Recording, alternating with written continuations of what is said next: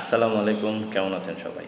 আপনারা অনেকেই হয়তো জেনে থাকবেন, গত ৭ এবং ৮ তারিখ দিবাগত রাতে চ্যাম্পিয়ন্স লিগের ৪টি গুরুত্বপূর্ণ ম্যাচ অনুষ্ঠিত হয়েছে। প্রত্যেকটা ম্যাচ বেশ প্রতিদ্বন্দ্বিতাপূর্ণভাবেই শেষ হয়েছে।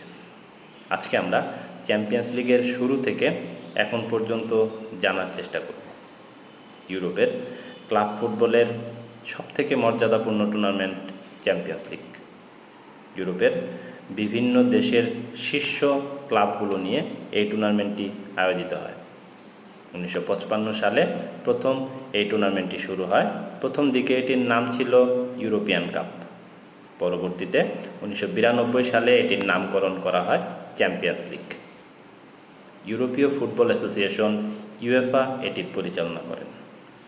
2024-25 মৌসুমে লিগ ফরম্যাটে নতুন নিয়মে মোট 36টি দল নিয়ে এই টুর্নামেন্টটি আয়োজিত হচ্ছে, যা আগে 32টি দলের মধ্যে সীমাবদ্ধ ছিল। প্রতিটি দল ভিন্ন 8টি প্রতিপক্ষের বিরুদ্ধে অংশগ্রহণ করে। পরবর্তীতে পয়েন্ট টেবিলের শীর্ষ 8 দল সরাসরি রাউন্ড অফ 16-এ চলে যায়। নবম থেকে 24তম দলের মধ্যে প্লে অফ অনুষ্ঠিত হয় এবং সেখান থেকে আরও 8টি দল রাউন্ড অফ 16-এ চলে যায়। এরপর round of 16, quarter final, semifinal এবং ফাইনালের মধ্য দিয়ে এই টুর্নামেন্টের পর্দা ওঠে।